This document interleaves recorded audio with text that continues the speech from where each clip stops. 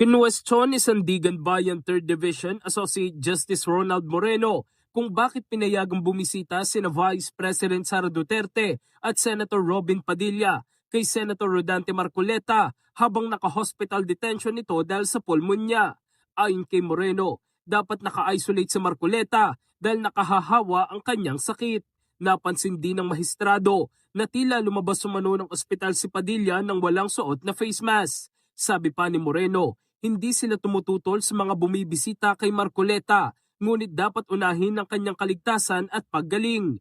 Inamin naman ng Philippine National Police Health Service na nagkaroon ng pagkukulang sa kanilang panig dahil hindi nila naipasuot ng face mask si Marcoleta at ang kanyang mga bisita. Samantala, sinabi ng doktor ng PNP General Hospital na maaaring nang bumiyahe si Marcoleta basta nakasuot ng face mask. Inirekomenda rin ng doktor na manatili muna siya sa ospital hanggang July 15 upang makumpleto ang kanyang gamutan sa pulmonya.